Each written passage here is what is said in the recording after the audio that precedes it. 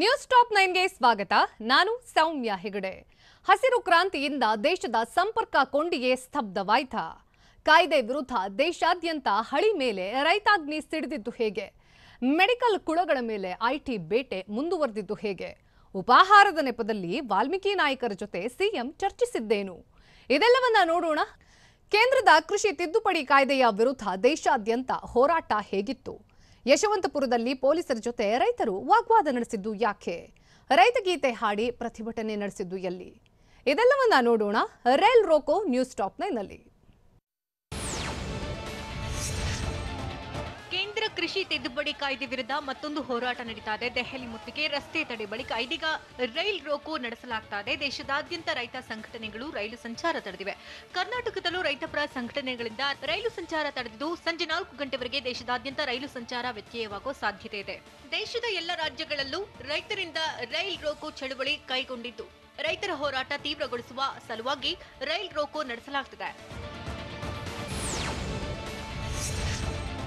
ಬೆಂಗಳೂರಿನ ಯಶವಂತಪುರ ಮೆಜೆಸ್ಟಿಕ್ ನಿಲ್ದಾಣದಲ್ಲಿ ರೈಲು ತಡೆ ಚಳವಳಿ ಕೈಗೊಳ್ಳಲಾಗಿದೆ. ಯಶವಂತಪುರ ರೈಲು ನಿಲ್ದಾಣದಲ್ಲಿ ಬಿಗಿ ಪೊಲೀಸ್ ಭದ್ರತೆ ಕಲ್ಪಿಸಲಾಗಿದ್ದು ರೈಲು ನಿಲ್ದಾಣದಲ್ಲಿ ರೈತರನ್ನ ಪೊಲೀಸರು ಸುತ್ತುವರೆದಿದ್ರು. ಈ ವೇಳೆ ಪೊಲೀಸರು ಹಾಗೂ ರೈತರ ನಡುವೆ ಮಾತಿನ ಚಕಮಕಿ ನಡೆದಿದ್ದು ಸಾರ್ವಜನಿಕರಿಗೆ ತೊಂದರೆ ಮಾಡಬೇಡಿ ಅಂತ ಪೊಲೀಸರು ಮನವಿ ಮಾಡಿದ್ರು. ಪ್ಲಾಟ್ಫಾರ್ಮ್ನಲ್ಲೇ ಕುಳಿತುಕೊಂಡ ರೈತರನ್ನ ನಿಲ್ದಾಣದ ಹೊರಗಡೆ ಕಳುಹಿಸಲು ಪೊಲೀಸರು ಹರಸಾಹಸ ಪಟ್ಟರು.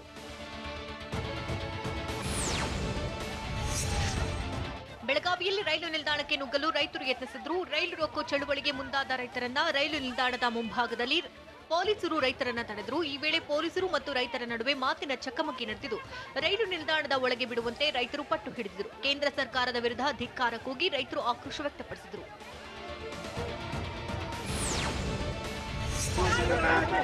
ರೈತರ ಪ್ರತಿಭಟನೆ ವೇಳೆ ಬೆಳಗಾವಿಯಲ್ಲಿ ಭಾರಿ ಹೈಡ್ರಾಮಾ ನಡೆದಿದೆ. ರೈಲು ನಿಲ್ದಾಣದ ಒಳಗೆ ಬಿಡುವಂತೆ ಪೊಲೀಸರ ಕಾಲಿಗೆ ಬಿದ್ದು ರೈತರು ಕೇಳಿಕೊಂಡ್ರು. 20ಕ್ಕೂ ಹೆಚ್ಚಿನ ರೈತರನ್ನ ಪೊಲೀಸರು ವಶಕ್ಕೆ ಪಡೆದರು. ಕೇಂದ್ರ ಮತ್ತು ರಾಜ್ಯ ಸರ್ಕಾರದ ವಿರುದ್ಧ ರೈತರು ಆಕ್ರೋಶ ವ್ಯಕ್ತಪಡಿಸಿದ್ದು ಕೃಷಿ ತಿದ್ದುಪಡಿ ಕಾಯ್ದೆಗಳನ್ನು ವಾಪಸ್ ಪಡೆಯುವಂತೆ ಆಗ್ರಹಿಸಿದರು.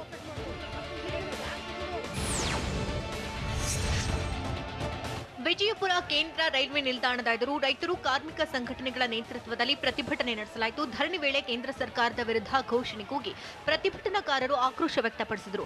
ರೈಲ್ವೆ ನಿಲ್ದಾಣದ ಒಳಗೆ ತೆರಳದಂತೆ ಪೊಲೀಸ್ ಭದ್ರತೆ ಕೈಗೊಂಡಿದ್ದು ರೈಲು ನಿಲ್ದಾಣದ ಎದುರು ರೈತ ಗೀತೆ ಹಾಡುವ ಮೂಲಕ ಪ್ರತಿಭಟನೆ ನಡೆಸಿದರು. ಕೇಂದ್ರ ಸರ್ಕಾರದ ವಿರುದ್ಧ ಘೋಷಣೆ ಕೂಗಿ ಆಕ್ರೋಶ ವ್ಯಕ್ತಪಡಿಸಿದ್ದು ಪ್ರತಿಭಟನಾಕಾರರನ್ನ ಪೊಲೀಸರು ವಶಕ್ಕೆ ಪಡೆದರು.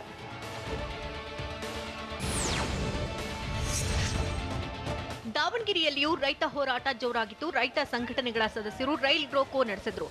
ದಾವಣಗೆರೆ ನಿಲ್ದಾಣದಲ್ಲಿ ರೈಲು ತಡೆಗೆ ಹೋರಾಟಗಾರರು ಮುಂದಾದ್ರು. ಆದರೆ ಪೊಲೀಸರು ರೈತರನ್ನ ರೈಲು ನಿಲ್ದಾಣದ ಒಳಗೆ ಬಿಡಲಿಲ್ಲ. ಹೀಗಾಗಿ ರೈಲು ನಿಲ್ದಾಣದ ಹೊರಗಡೆ ಹೋರಾಟಗಾರರು ಪ್ರತಿಭಟನೆ ನಡೆಸಿದ್ರು.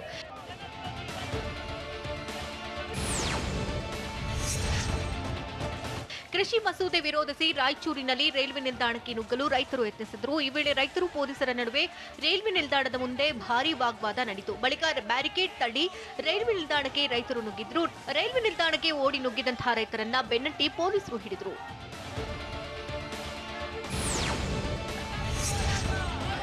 ತುಮಕೂರು ರೈಲ್ವೆ ನಿಲ್ದಾಣದಲ್ಲಿಯೂ ರೈತರ ಪ್ರತಿಭಟನೆ ಜೋರಾಗಿತ್ತು. ತುಮಕೂರು ರೈಲ್ವೆ ನಿಲ್ದಾಣಕ್ಕೆ ಆಗಮಿಸಿದಂತಹ ರೈತರು ಕೇಂದ್ರ ಸರ್ಕಾರದ ವಿರುದ್ಧ ಘೋಷಣೆ ಕೂಗಿ ಆಕ್ರೋಶ ವ್ಯಕ್ತಪಡಿಸಿದರು. ಕೇಂದ್ರ ಕೃಷಿ ಕಾಯ್ದೆ ರದ್ದುಪಡಿಸುವಂತೆ ಆಗ್ರಹಿಸಿ ರೈಲು ತಡೆಯಲು ಮುಂದಾದ ರೈತರನ್ನ ಪೊಲೀಸರು ತಡೆದರು. ಕರ್ನಾಟಕ ರಾಜ್ಯ ರೈತ ಸಂಘ ಹಾಗೂ ಹಸಿರು ಸೇನೆಯಿಂದ ಪ್ರತಿಭಟನೆ ನಡೆಯಿತು.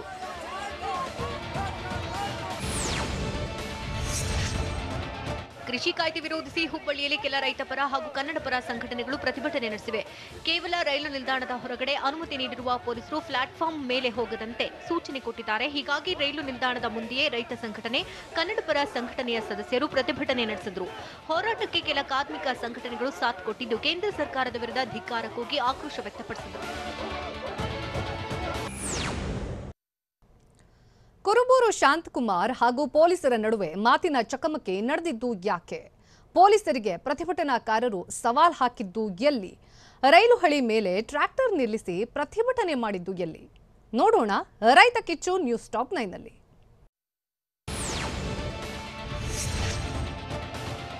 ಯಶವಂತಪುರ ರೈಲ್ವೆ ಸ್ಟೇಷನ್ ಬಳಿ ಪೊಲೀಸರು ಕುರುಬೂರು ಶಾಂತಕುಮಾರ್ ನಡುವೆ ಮಾತಿನ ಚಕಮಕಿ ನಡೆಯಿತು. ರೈಲ್ವೆ ನಿಲ್ದಾಣದ ಮುಂದೆಯೇ ರೈತರನ್ನ ಪೊಲೀಸರು ತಡೆದರು. ನಿಲ್ದಾಣದ ಹೊರಭಾಗದಲ್ಲಿ ಪ್ರತಿಭಟನೆ ಮಾಡಲು ಅನುಮತಿ ಕೊಟ್ಟಿದ್ದೇವೆ, ರೈಲು ತಡೆಗೆ ಬಿಡೋದಿಲ್ಲ ಅಂತ ಪೊಲೀಸರು ಹೇಳಿದ್ರು. ಒಳಗೆ ಬಿಡದೇ ಇದ್ರೆ ನಾವು ಹೇಗೆ ರೈಲು ತಡೆ ನಡೆಸೋದು ಅಂತ ಕುರುಬೂರು ಶಾಂತಕುಮಾರ್ ಪ್ರಶ್ನಿಸಿದ್ದು ರೈತರು ಹಾಗೂ ಪೊಲೀಸರ ನಡುವೆ ಜಟಾಪಟಿ ನಡೆಯಿತು. ಮೈಸೂರಲ್ಲೂ ರೈತ ಸಂಘಟನೆಯ ಕಾರ್ಯಕರ್ತರು ಪ್ರತಿಭಟನೆ ನಡೆಸಿದರು. ರೈಲು ತಡೆಯಲು ಪೊಲೀಸರು ಅವಕಾಶ ನೀಡಲಿಲ್ಲ. ಹೀಗಾಗಿ ರೈಲು ನಿಲ್ದಾಣದ ಪ್ರವೇಶ ದ್ವಾರದಲ್ಲೇ ಪ್ರತಿಭಟನೆ ನಡೆಸಿದ್ದು ಕೇಂದ್ರ ಸರ್ಕಾರದ ವಿರುದ್ಧ ಘೋಷಣೆ ಕೂಗಿ ಆಕ್ರೋಶ ವ್ಯಕ್ತಪಡಿಸಿದ್ರು. ಅಲ್ಲದೆ ರೈಲು ನಿಲ್ದಾಣದ ಒಳಗೆ ಬಿಡಲು ಪೊಲೀಸರಿಗೆ 5 ನಿಮಿಷದ ಕಾಲಾವಕಾಶ ನೀಡಿದ್ರು. ಒಳಗೆ ಬಿಡದೇ ಇದ್ರೆ ಏನಾಗುತ್ತೆ ಗೊತ್ತಿಲ್ಲ ಅಂತ ಎಚ್ಚರಿಕೆ ಕೊಟ್ಟರು. ರೈತ, ದಲಿತ, ಕಾರ್ಮಿಕ ಸಂಘಟನೆ ವತಿಯಿಂದ ಪ್ರತಿಭಟನೆ ನಡೆಸಲಾಯಿತು.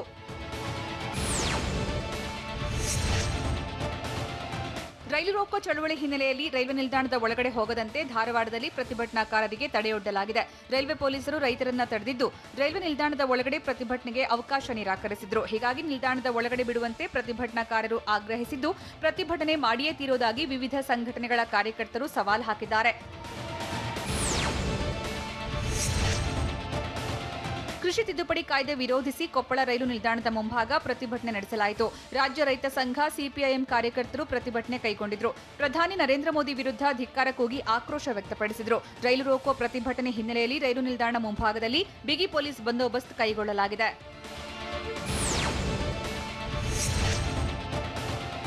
ಕೋಲಾರದ ಬಂಗಾರಪೇಟೆಯಲ್ಲಿ ವಿವಿಧ ಸಂಘಟನೆಗಳ ಕಾರ್ಯಕರ್ತರು ರೈಲ್ ರೋಕೋ ಚಳವಳಿ ಕೈಗೊಂಡಿದ್ದರು. ರೈತರ ಪ್ರತಿಭಟನೆಗೆ ವಿವಿಧ ಸಂಘಟನೆಗಳು ಬೆಂಬಲ ನೀಡಿದ್ದು ಬಂಗಾರಪೇಟೆ ರೈಲ್ವೆ ನಿಲ್ದಾಣದಲ್ಲಿ ಪ್ರತಿಭಟನೆ ನಡೆಸಿದರು.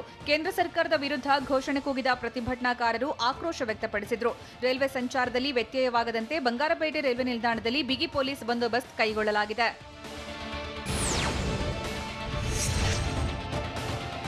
ಕೇಂದ್ರದ ಕೃಷಿ ತಿದ್ದುಪಡಿ ಕಾಯ್ದೆಗಳನ್ನು ಹಿಂಪಡೆಯುವಂತೆ ಆಗ್ರಹಿಸಿ ದೆಹಲಿಯಲ್ಲಿ ರೈತರು ಪ್ರತಿಭಟನೆ ನಡೆಸ್ತಾ ಇದ್ದು ರೈತರಿಗೆ ಬೆಂಬಲವಾಗಿ ರೈಲ್ ರೋಕೋಗೆ ಕರೆ ನೀಡಲಾಗಿದೆ. ಹರಿಯಾಣದ ಪಲ್ವಾಲ್ನಲ್ಲಿ ರೈತರ ಪ್ರತಿಭಟನೆ ಜೋರಾಗಿತ್ತು. ರೈತ ಸಂಘಟನೆಗಳಿಗೆ ಹಲವು ಸಂಘಟನೆಗಳು ಸಾಥ್ ನೀಡಿದ್ದು ಸಾವಿರಾರು ಸಂಖ್ಯೆಯ ರೈತರು ರೈಲ್ವೆ ಟ್ರ್ಯಾಕ್ ಮೇಲೆ ಕುಳಿತು ಪ್ರತಿಭಟನೆ ನಡೆಸಿದರು. ಅಲ್ಲದೆ ರೈಲ್ವೆ ಟ್ರ್ಯಾಕ್ ಮೇಲೆ ಟ್ರ್ಯಾಕ್ಟರ್ ನಿಲ್ಲಿಸಿ ಆಕ್ರೋಶ ವ್ಯಕ್ತಪಡಿಸಿದರು. ಇದರಿಂದ ರೈಲ್ವೆ ಸಂಚಾರದಲ್ಲಿ ವ್ಯತ್ಯಯವಾಗಿದೆ.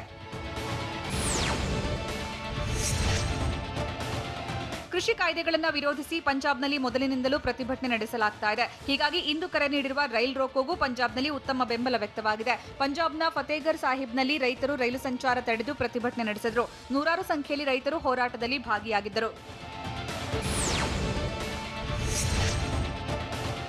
ಕೃಷಿ ಕಾಯ್ದೆಗಳನ್ನು ವಿರೋಧಿಸಿ ಜಮ್ಮು ಕಾಶ್ಮೀರದಲ್ಲಿಯೂ ಪ್ರತಿಭಟನೆ ಕಾವು ಪಡ್ಕೊಂಡಿತ್ತು.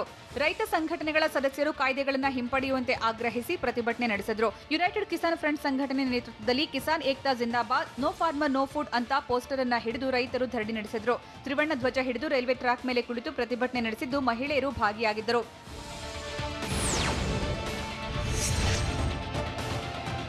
ರೈತರ ಪ್ರತಿಭಟನೆಯಿಂದ ಉತ್ತರ ಪ್ರದೇಶದಲ್ಲಿ ರೈಲ್ವೆ ಪ್ರಯಾಣಿಕರು ಪರದಾಡುವಂತಾಗಿತ್ತು. ಕೃಷಿ ಕಾಯ್ದೆಗಳನ್ನು ವಾಪಸ್ ಪಡೆಯುವಂತೆ ಆಗ್ರಹಿಸಿ ರೈತರು ಸೇರಿದಂತೆ ಹಲವು ಸಂಘಟನೆಗಳ ಸದಸ್ಯರು ರೈಲ್ ರೋಕೋ ನಡೆಸಿದರು. ಹೀಗಾಗಿ ರೈಲು ಸಂಚಾರದಲ್ಲಿ ವ್ಯತ್ಯಯವಾಗಿದ್ದು ರೈಲ್ವೆ ನಿಲ್ದಾಣದಲ್ಲೇ ಕಾದು ಕಾದು ಪ್ರಯಾಣಿಕರು ಸುಸ್ತಾದರು. ಮಾಹಿತಿ ಕೇಳಿದ್ದಕ್ಕೆ ಸಾರಿಗೆ ಆಯುಕ್ತರು ಕೆರಳಿ ಕೆಂಡವಾಗಿದ್ದು ಹೇಗೆ? ವಾಲ್ಮೀಕಿ ನಾಯಕರ ಜೊತೆ ಸಿಎಂ ಚರ್ಚಿಸಿದ್ದೇನು? ಹ್ಯಾರಿಸ್ ವಿರುದ್ಧ ರಾಜ್ ಫ್ಯಾನ್ಸ್ ರೊಚ್ಚಿಗೆದ್ದಿದ್ದು ಹೇಗಿತ್ತು? ನೋಡೋಣ ಬೆಂಗಳೂರು ನ್ಯೂಸ್ ಟಾಪ್ 9ನಲ್ಲಿ.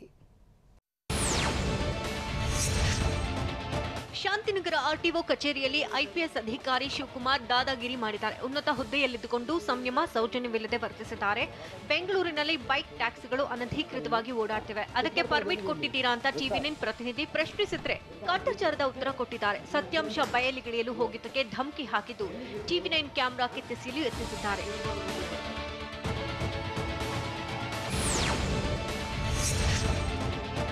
ಸಾರ್ವಜನಿಕ ಸಂಪರ್ಕಾಧಿಕಾರಿಯ ಅಪಾಯಿಂಟ್ಮೆಂಟ್ ಪಡೆದೆ ಸಾರಿಗೆ ಇಲಾಖೆ ಕಚೇರಿಗೆ ಟಿವಿ9 ತಂಡ ಪ್ರತಿಕ್ರಿಯೆಗಾಗಿ ತೆರಳಿತು.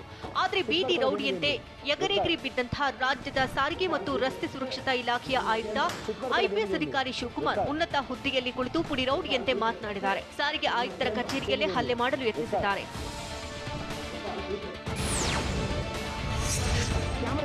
ಸತ್ಯಾಂಶ ಬಯಲಿಗಿಳಿಯಲು ಹೋದ್ರೆ ರಾಜ್ಯದ ಸಾರಿಗೆ ಮತ್ತು ರಸ್ತೆ ಸುರಕ್ಷತಾ ಇಲಾಖೆಯ ಆಯುಕ್ತ ಶಿವಕುಮಾರ್ ಧಿಮಾಕಿನ ಉತ್ತರ ಕೊಟ್ಟಿದ್ದಾರೆ. ಅಲ್ಲದೆ ನಾನ್ ಏನು ಹೇಳಲ್ಲ, ನಾನ್ ಹೇಳಿದ್ದಷ್ಟೇ ಕೇಳಬೇಕು ಅಂತಿದ್ದಾರೆ. ಅಲ್ಲದೆ ಕುರ್ಚಿ ಮೇಲಿಂದ ಎದ್ದು ಏಕಾಏಕಿ ಕ್ಯಾಮೆರಾ ಕಿತ್ತುಕೊಳ್ಳಲು ಯತ್ನಿಸಿದ್ದು ಟ್ರೈಪಾಡ್ ನೆಲಕ್ಕೆ ತಳ್ಳಿ ದಾಂಧಲೆ ಮಾಡಿದ್ದಾರೆ. ಉತ್ತರ ಕೊಡುವ ಬದಲು ದಬ್ಬಾಳಿಗೆ ದೌಲತ್ತು ತೋರಿಸಿದ್ದಾರೆ. ಐಪಿಎಸ್ ಅಧಿಕಾರಿ ಅಂತ ಅಮಲು ನೆತ್ತಿಗೇರಿಸಿಕೊಂಡು ಗೂಂಡಾಗಿರಿ ನಡೆಸಿದ್ದಾರೆ.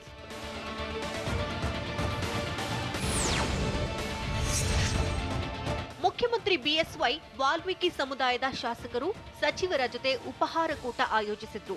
ಸಿಎಂ ಅಧಿಕೃತ ನಿವಾಸ ಕಾವೇರಿಯಲ್ಲಿ ಉಪಹಾರ ಕೂಟ ನಡೆಯಿತು. ಸಚಿವ ರಮೇಶ್ ಜಾರಕಿಹೊಳಿ, ಬಾಲಚಂದ್ರ ಜಾರಕಿಹೊಳಿ, ರಾಜುಗೌಡ ಸೇರಿದಂತೆ ಹಲವರು ಭಾಗಿಯಾಗಿದ್ರು. ಇದೇ ವೇಳೆ ವಾಲ್ಮೀಕಿ ಸಮುದಾಯಕ್ಕೆ ಮೀಸಲಾತಿ ಹೆಚ್ಚಳ ಸಂಬಂಧಿಸಿದಂತೆ ಚರ್ಚಿಸಿರುವ ಸಾಧ್ಯತೆ ಇದೆ. ಅಗ್ರಹಾರ ದಾಸರಹಳ್ಳಿಯಲ್ಲಿ ಮನೆ ಕಳೆದುಕೊಂಡವರಿಗೆ ಸೂರು ನಿರ್ಮಿಸಿಕೊಡಲು ಸಚಿವ ವಿ ಸೋಮಣ್ಣ ಮುಂದಾಗಿದ್ದಾರೆ. ಸುಮಾರು 47 ಮನೆಗಳ ನಿರ್ಮಾಣ ಕಾರ್ಯಕ್ಕೆ ಸಚಿವ ಸೋಮಣ್ಣ ಗುದ್ದಲಿ ಪೂಜೆ ನೆರವೇರಿಸಿದ್ದಾರೆ. ಅಗ್ರಹಾರ ದಾಸರಹಳ್ಳಿಯಲ್ಲಿ ಗುದ್ದಲಿ ಪೂಜೆ ಕಾರ್ಯಕ್ರಮ ನಡೆದಿದೆ. ಸ್ಲಂ ಬೋರ್ಡ್ನ ಮನೆಗಳಿಂದ ಸುಮಾರು 17 ಕುಟುಂಬಸ್ಥರನ್ನ ಹೊರಕ್ಕೆ ಹಾಕಲಾಗಿತ್ತು.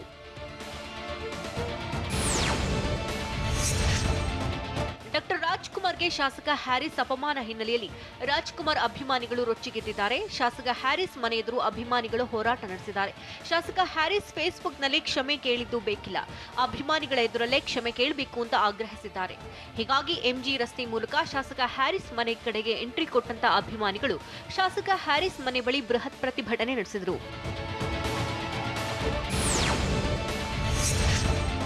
ಶಾಂತಿನಗರ ಶಾಸಕ ಹ್ಯಾರಿಸ್ ಡಾಕ್ಟರ್ ರಾಜ್ ಅಭಿಮಾನಿಗಳ ಕ್ಷಮೆ ಕೋರಿದ್ದಾರೆ. ನನ್ನ ಹೇಳಿಕೆ ಬಗ್ಗೆ ತಪ್ಪಾಗಿ ಅರ್ಥೈಸಿಕೊಂಡಿದ್ರೆ ಕ್ಷಮೆ ಇರಲಿ. ಯಾವುದೇ ದುರುದ್ದೇಶದಿಂದ ಅಣ್ಣಾವ್ರ ಬಗ್ಗೆ ಮಾತನಾಡಿಲ್ಲ. ಅಣ್ಣಾವ್ರನ್ನ ನಾನು ತುಂಬಾ ಹತ್ತಿರದಿಂದ ನೋಡಿದ್ದೇನೆ. ಅಣ್ಣಾವ್ರ ಪ್ರತಿಮೆ ಇಡುವ ಬಗ್ಗೆ ನನ್ನ ಬೆಂಬಲ ಕೂಡ ಇದೆ. ಕನ್ನಡ ನಾಡಿನಲ್ಲಿ ನಾನು ಇದ್ದೇನೆ, ಕನ್ನಡಕ್ಕಾಗಿ ಸದಾ ಸೇವೆ ಮಾಡ್ತಿದ್ದೇನೆ ಅಂತ ಕಾಂಗ್ರೆಸ್ ಶಾಸಕ ಎನ್ಎ ಹ್ಯಾರಿಸ್ ಹೇಳಿದ್ದಾರೆ.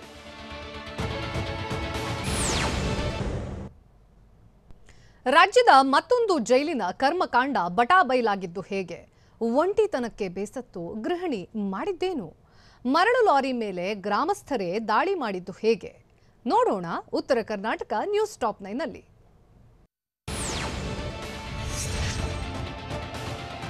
ರಾಜ್ಯದಲ್ಲಿ ಐಟಿ ಅಧಿಕಾರಿಗಳು ರಣಬೇಟೆ ಮುಂದುವರೆಸಿದ್ದಾರೆ. ತಡರಾತ್ರಿವರೆಗೂ ಐಟಿ ರೇಡ್ ಮಾಡಿದ ಮನೆಗಳಲ್ಲಿ ಶೋಧ ಕಾರ್ಯ ನಡೆಸಿದ್ದಾರೆ. ಅದರಲ್ಲೂ ಬೆಂಗಳೂರಿನ ದೇವನಹಳ್ಳಿ ಬಳಿಯ ಆಕಾಶ್ ಆಸ್ಪತ್ರೆ ಮಾಲೀಕ ಮುನಿರಾಜು ಮನೆಯನ್ನು ಆಫೀಸರ್ ಶೋಧ ನಡೆಸಿದ್ದಾರೆ.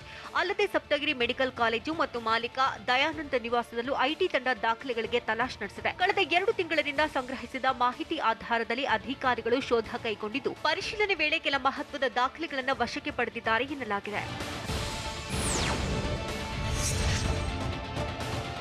ಬೆಂಗಳೂರಿನ ಕುಂಬಳಗೋಡು ಬಳಿಯ ನಿತ್ಯಾನಂದ ನಗರದ ಸಮೀಪವಿರುವ ಬಿಜಿಎಸ್ ಶಾಖಾ ಮಠದಲ್ಲೂ ಐಟಿ ದಾಳಿ ಮುಂದುವರೆದಿದೆ. ಐಟಿ ಅಧಿಕಾರಿಗಳು ನಿನ್ನೆಯಿಂದಲೂ ದಾಖಲೆ ಕಡತಗಳನ್ನು ಪರಿಶೀಲನೆ ನಡೆಸಿದ್ದಾರೆ. ಮಠದಲ್ಲಿಯೇ ವಾಸ್ತವ್ಯ ಹೂಡಿ ಶೋಧ ಕೈಗೊಂಡಿದ್ದಾರೆ. ಮತ್ತೆ ಕೆಲವು ಅಧಿಕಾರಿಗಳು ರಾತ್ರಿ ತೆರಳಿ ಬೆಳಗ್ಗೆ ವಾಪಸ್ ಆಗಿ ಚೆಕಿಂಗ್ನಲ್ಲಿ ತೊಡಗಿದ್ದಾರೆ. ಇನ್ನು ತುಮಕೂರಿನಲ್ಲಿ ಬಿಜೆಪಿ ಮುಖಂಡ ಹುಲಿ ನಾಯ್ಕರ್ಗೆ ಸೇರಿದಂತಹ ಶ್ರೀದೇವಿ ಮೆಡಿಕಲ್ ಕಾಲೇಜಿನಲ್ಲಿ ಐಟಿ ಟೀಮ್ ತಲಾಶ್ ಮುಂದುವರೆಸಿದೆ. ನಿನ್ನೆ ರೇಡ್ ಮಾಡಿ ತಡರಾತ್ರಿವರೆಗೂ ದಾಖಲೆಗಳ ಪರಿಶೀಲನೆ ನಡೆಸಿದಂತಹ ಐಟಿ ಇಂದು ಶೋಧ ಮುಂದುವರೆಸಿದೆ. ಈ ವೇಳೆ ಕೆಲ ಮಹತ್ವದ ದಾಖಲೆಗಳು ಐಟಿಗೆ ಲಭಿಸಿವೆ ಅಂತ ಹೇಳಲಾಗುತ್ತಿದೆ. ಮಂಗಳೂರಿನಲ್ಲಿ 2ನೇ ದಿನವೂ ಐಟಿ ಅಧಿಕಾರಿಗಳು ಪರಿಶೀಲನೆ ಮುಂದುವರೆಸಿದ್ದಾರೆ. ಎಜೆ ಆಸ್ಪತ್ರೆ ಮತ್ತು ಮೆಡಿಕಲ್ ಕಾಲೇಜು ಮುಖ್ಯಸ್ಥ ಎಜೆ ಶೆಟ್ಟಿ, ಜೈಲ್ ರೋಡ್ನ ಶ್ರೀನಿವಾಸ್ ರಾವ್ ನಿವಾಸದಲ್ಲಿ ಪರಿಶೀಲನೆ ನಡೆಸಿದ್ದಾರೆ. ಅಲ್ಲದೆ ಎನೆಪೋಯ, ಕಣಚೂರು ಮೆಡಿಕಲ್ ಕಾಲೇಜಿನಲ್ಲೂ ತಲಾಶ್ ನಡೆಸಿದ್ದಾರೆ. ಮೆಡಿಕಲ್ ಕಾಲೇಜು ಮುಖ್ಯಸ್ಥರ ಮನೆಗಳಲ್ಲಿ ದಾಖಲೆ ಪರಿಶೀಲನೆ ನಡೆಸಿದ್ದಾರೆ. ಇತ್ತ ದಾವಣಗೆರೆಯಲ್ಲಿ ಮೆಡಿಕಲ್ ಕಾಲೇಜುಗಳ ಮೇಲೆ ನಿನ್ನೆ ರೇಡ್ ಮಾಡಿದ ಇಡಿ ಅಧಿಕಾರಿಗಳು ಪರಿಶೀಲನೆಯಲ್ಲಿ ತೊಡಗಿದ್ದಾರೆ. ಜೆಜಿಎಂ, ಬಾಪೂಜಿ ಡೆಂಟಲ್ ಕಾಲೇಜುಗಳಲ್ಲಿ ಶೋಧ ನಡೆಸಿರುವ 6 ಜನ ಅಧಿಕಾರಿಗಳ ಇಡಿ ತಂಡ ವಿದ್ಯಾರ್ಥಿಗಳ ಪ್ರವೇಶ ಆಡಳಿತ ಮಂಡಳಿ ಸಂಗ್ರಹಿಸಿದ ಶುಲ್ಕದ ಬಗ್ಗೆ ವಿವರ ಕಲೆ ಹಾಕಿದೆ. ಸರ್ಕಾರ ನಿಗದಿ ಮಾಡಿದ ಶುಲ್ಕದ ಬಗ್ಗೆಯೂ ತಂಡದ ಪರಿಶೀಲನೆ ನಡೆಸಿದೆ. ಕೆಲ ವಿದ್ಯಾರ್ಥಿಗಳನ್ನ ಭೇಟಿಯಾಗಿ ಶುಲ್ಕದ ಬಗ್ಗೆ ಮಾಹಿತಿ ಪಡೆದಿದೆ. ಗೋವಾ, ಬೆಳಗಾವಿಯಿಂದ ಬಂದಿದ್ದ ಅಧಿಕಾರಿಗಳು ಕಾಲೇಜು ಶುಲ್ಕದ ಬಗ್ಗೆ ಶೋಧ ಕೈಗೊಂಡಿದೆ.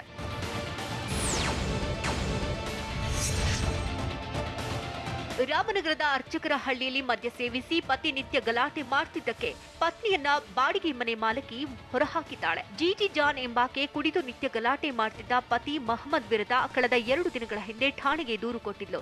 ಹೀಗಾಗಿ ಪತಿ ಮನೆಗೆ ಬಂದಿರಲಿಲ್ಲ. ಒಂದ್ ವೇಳೆ ಮಹಮ್ಮದ್ ಮನೆಗೆ ಬಂದ್ರೆ ಗಲಾಟೆ ಮಾಡ್ತಾನೆ ಅಂತ ವಸ್ತುಗಳ ಸಮೇತ ಬಾಡಿಗೆ ಇದ್ದ ಜಿಜಿ ಜಾನ್ಗಳನ್ನ ಮನೆ ಮಾಲಕಿ ಹೊರಹಾಕಿದ್ದಾಳೆ. ಹೀಗಾಗಿ ರಾತ್ರಿ ಇಡೀ ರಸ್ತೆಯಲ್ಲೇ ಕಾಲ ಕಳೆದಿದ್ದು, ಆ ಬಳಿಕ ಸ್ಥಳೀಯರು ಆಶ್ರಯ ಒದಗಿಸಿದ್ದಾರೆ.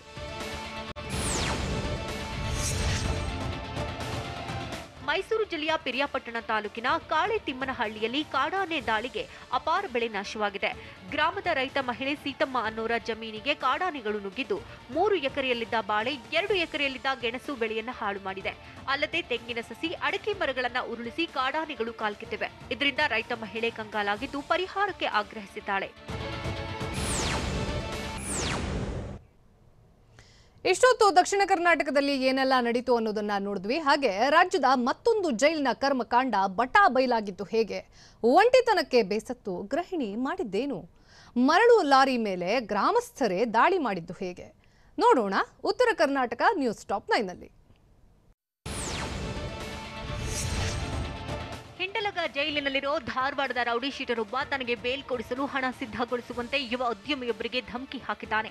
ಕೊಲೆ ಆರೋಪಿ ತೌಸಿಫ್ ನಿಪ್ಪಾಣಿ ಎಂಬಾತ ಜೈಲಿನಿಂದಲೇ ಸ್ನೇಹಾ ದೇಸಾಯಿ ಅನ್ನೋರಿಗೆ ಕರೆ ಮಾಡಿ ಧಮಕಿ ಹಾಕಿದ್ದಾನೆ. ತನ್ನ ಸಂಬಂಧಿಕರ ಮೂಲಕ ಸ್ನೇಹಾ ಬಳಿ 3 ಲಕ್ಷ ವಸೂಲಿ ಮಾಡಿದ್ದಾನೆ. ಅಲ್ಲದೆ ಪದೇ ಪದೇ ಕರೆ ಮಾಡಿ ಜೀವ ಬೆದರಿಕೆ ಹಾಕಿ 65 ಲಕ್ಷಕ್ಕೆ ತೌಸಿಫ್ ಬೇಡಿಕೆ ಇಟ್ಟಿದ್ದಾನೆ ಎನ್ನಲಾಗಿದೆ. ಇದರಿಂದ ಬೇಸತ್ತ ಸ್ನೇಹಾ ಹುಬ್ಬಳ್ಳಿ ಶಹರ ಠಾಣೆಗೆ ದೂರು ಕೊಟ್ಟಿದ್ದಾರೆ. ಫ್ರೂಟ್ ಇರ್ಫಾನ್ ಹತ್ಯೆ ಆರೋಪಿ ತೌಸಿಫ್ ಮತ್ತು ಉದ್ಯಮಿ ಸ್ನೇಹ ಎಸ್ಎಸ್ಎಲ್ಸಿ ಸಹಪಾಠಿಗಳಾಗಿದ್ರು. ಹೀಗಾಗಿ ತನ್ನ ಉದ್ಯಮಕ್ಕೆ ತೌಸಿಫ್ ಬಳಿ ಬಡ್ಡಿಗೆ ಸ್ನೇಹ ಹಣ ಪಡೆದಿದ್ರಂತೆ. ಆ ಬಳಿಕ ಬಡ್ಡಿ ಸಮೇತ ತೌಸಿಫ್ಗೆ ಹಣ ಹಿಂತಿರುಗಿಸಿದ್ರಂತೆ. ಆದ್ರೀಗ ರೌಡಿ ಶೀಟರ್ ತೌಸಿಫ್ ಮತ್ತೆ ಹಣ ನೀಡುವಂತೆ ಬೆದರಿಕೆ ಹಾಕಿದ್ದಾನೆ ಅಂತ ಸ್ನೇಹ ದೂರು ದಾಖಲಿಸಿದ್ದಾರೆ. ರೌಡಿ ತೌಸಿಫ್ ಸೇರಿ ತೌಸಿಫ್ ಸಹೋದರಿ ಹೀನಾ ಸಂಬಂಧಿಕರ ವಿರುದ್ಧ ಹಣಕ್ಕೆ ಬೇಡಿಕೆ ಇಟ್ಟಿದ್ದಾರೆ ಅಂತ ಸ್ನೇಹ ಕಂಪ್ಲೇಂಟ್ ಕೊಟ್ಟಿದ್ದಾರೆ.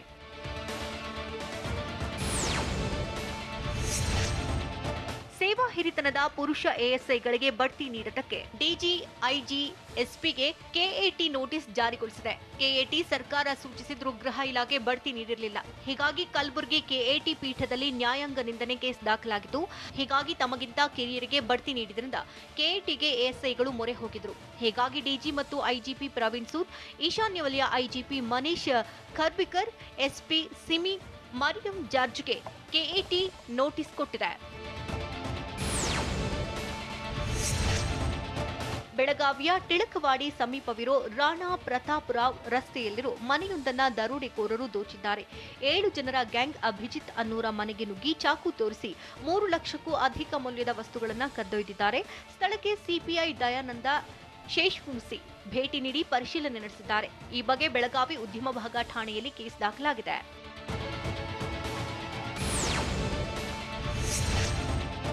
ರಾಯಚೂರು ಜಿಲ್ಲೆಯ ಮಾನ್ವಿ ತಾಲೂಕಿನ ಚೀಕಲಪರವಿಯ ಗ್ರಾಮಸ್ಥರೇ ಮರಳು ಲಾರಿಯೊಂದನ್ನ ತಡೆದು ನಿಲ್ಲಿಸಿದ್ದಾರೆ. ಗ್ರಾಮದ ಸಮೀಪ ಲಾರಿಯೊಂದು ಮರಳನ್ನ ಸಾಗಿಸ್ತಾ ಇತ್ತು. ಈ ವೇಳೆ ದಾಳಿ ಮಾಡಿದ ಜನ ಲಾರಿಯನ್ನ ತಡೆದು ನಿಲ್ಲಿಸಿದ್ದಾರೆ. ನಿತ್ಯ ಹಗಲು ರಾತ್ರಿ ದಂಧೆಕೋರರು ಅಕ್ರಮವಾಗಿ ಮರಳು ದೋಚ್ತಾ ಇದ್ರು.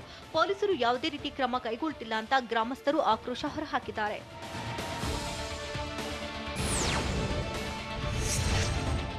ವಿಜಯಪುರ ಜಿಲ್ಲೆಯ ನಿಡಗುಂದಿ ತಾಲೂಕಿನ ಯಲಗೂರಿನ ಆಂಜನೇಯ ದೇಗುಲದಲ್ಲಿ ಹುಂಡಿ ಎಣಿಕೆ ಮಾಡಲಾಗಿದೆ. ನಿನ್ನೆ ತಡರಾತ್ರಿವರೆಗೂ ಹುಂಡಿ ಎಣಿಕೆ ಕಾರ್ಯ ನಡೆದಿದ್ದು 43,97,110 ರೂಪಾಯಿ ಕಾಣಿಕೆ ಸಂಗ್ರಹವಾಗಿದೆ. 11 ಗ್ರಾಂ ಚಿನ್ನ, 240 ಗ್ರಾಂ ಬೆಳ್ಳಿ ವಸ್ತುಗಳನ್ನು ಭಕ್ತರು ಅರ್ಪಿಸಿ ಆಂಜನೇಯನ ಕೃಪೆಗೆ ಪಾತ್ರರಾಗಿದ್ದಾರೆ.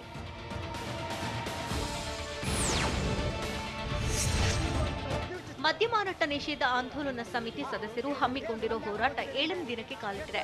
ರಾಯಚೂರು ಡಿಸಿ ಕಚೇರಿ ಎದುರು ಸದಸ್ಯರು ಧರಣಿ ಹಮ್ಮಿಕೊಂಡಿದ್ದು ಜಿಲ್ಲೆಯಾದ್ಯಂತ ಅಕ್ರಮ ಮದ್ಯ ಮಾರಾಟವನ್ನ ನಿಷೇಧಿಸಬೇಕು ಅಂತ ಆಗ್ರಹಿಸಿದ್ದಾರೆ. ಅಕ್ರಮ ಮದ್ಯ ಮಾರಾಟ ತಡೆಗೆ ಪ್ರತಿ ಗ್ರಾಮದಲ್ಲಿ 5 ಮಹಿಳೆಯರ ನೇತೃತ್ವದಲ್ಲಿ ಕಾವಲು ಸಮಿತಿ ರಚಿಸಬೇಕು ಅಂತ ಧರಣಿ ನಿರತರು ಒತ್ತಾಯಿಸಿದ್ದಾರೆ. ಬಿಜೆಪಿ ಚುನಾವಣಾ ಚಾಣಕ್ಯನ ಬಂಗಾಳ ಬೇಟೆ ಹೇಗಿದೆ?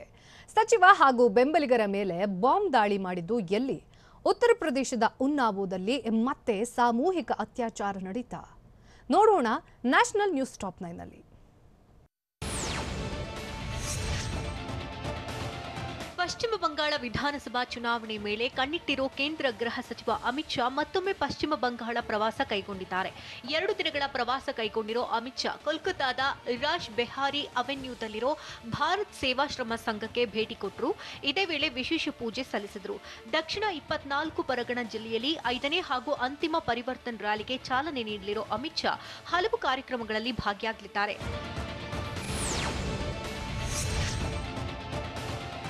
ಪುದುಚೇರಿ ಕಾಂಗ್ರೆಸ್ ಸರ್ಕಾರದ ಜೊತೆಗೆ ಮನಸ್ತಾಪ ಹೊಂದಿದ ಲೆಫ್ಟಿನೆಂಟ್ ಗವರ್ನರ್ ಕಿರಣ್ ಬೇಡಿಯವರನ್ನ ವಜಾ ಮಾಡಲಾಗಿದೆ. ಹೀಗಾಗಿ ತೆಲಂಗಾಣ ಜೊತೆ ಪುದುಚೇರಿ ರಾಜ್ಯಪಾಲರಾಗಿ ಮಿಳಿಸೈ ಸೌಂದರರಾಜನ್ ಹೆಚ್ಚುವರಿ ಅಧಿಕಾರ ಸ್ವೀಕರಿಸಿದ್ದಾರೆ. ಪುದುಚೇರಿ ರಾಜಭವನದಲ್ಲಿ ತಮಿಳಿಸೈ ಸೌಂದರರಾಜನ್ ಅಧಿಕಾರ ಸ್ವೀಕರಿಸಿದ್ರು. ಮುಖ್ಯಮಂತ್ರಿ ವಿ ನಾರಾಯಣ ಸ್ವಾಮಿ ಕೂಡ ಕಾರ್ಯಕ್ರಮದಲ್ಲಿ ಪಾಲ್ಗೊಂಡಿದ್ರು. ಉತ್ತರ ಪ್ರದೇಶದಲ್ಲಿ ಯೋಗಿ ಆದಿತ್ಯನಾಥ್ ಸರ್ಕಾರದ ವಿರುದ್ಧ ಸಮಾಜವಾದಿ ಪಕ್ಷದ ನಾಯಕರು ಸಿಡಿದಿದ್ದಾರೆ. ಬಜೆಟ್ ಅಧಿವೇಶನದ ಹಿನ್ನೆಲೆಯಲ್ಲಿ ವಿಧಾನಸೌಧದ ಎದುರು ಸಮಾಜವಾದಿ ಪಕ್ಷದ ಶಾಸಕರಾದ ಅನುರಾಗ್ ಭದೌರಿಯಾ ಹಾಗೂ ಸುನಿಲ್ ಸಿಂಗ್ ಯಾದವ್ ಟ್ರ್ಯಾಕ್ಟರ್ನಲ್ಲಿ ಬೆಳೆ ಜೊತೆಗೆ ಬಂದು ಪ್ರತಿಭಟನೆ ನಡೆಸಿದ್ರು. ರೈತರ ಸಮಸ್ಯೆ, ಕಾನೂನು ಮತ್ತು ಸುವ್ಯವಸ್ಥೆ, ನಿರುದ್ಯೋಗದ ವಿರುದ್ಧ ಆಕ್ರೋಶ ವ್ಯಕ್ತಪಡಿಸಿದ್ರು.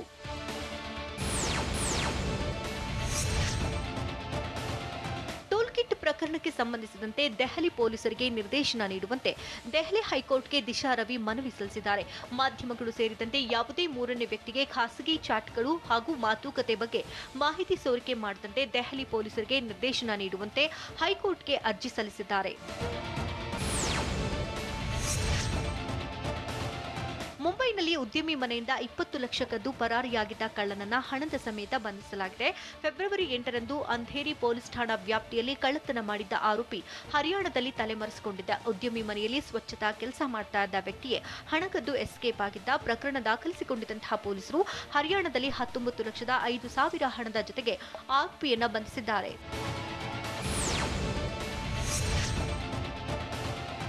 ದೇಶದಲ್ಲಿ ಕಳೆದ 24 ಗಂಟೆಗಳಲ್ಲಿ 12,881 ಹೊಸ ಕೊರೋನಾ ಪ್ರಕರಣಗಳು ಪತ್ತೆಯಾಗಿದ್ದು, ಸೋಂಕಿತರ ಸಂಖ್ಯೆ 1,09,50,201ಕ್ಕೆ ಏರಿಕೆಯಾಗಿದೆ. ಕಳೆದೊಂದು ದಿನದಲ್ಲಿ 101 ಜನರು ಕೊರೋನಾಗೆ ಬಲಿಯಾಗಿದ್ದು, ಈವರೆಗೆ 1,56,014 ಜನರು ಕೊರೋನಾದಿಂದ ಮೃತಪಟ್ಟಿದ್ದಾರೆ. 1,37,342 ಜನರು ಇನ್ನೂ ಚಿಕಿತ್ಸೆ ಪಡೆದಿದ್ದಾರೆ.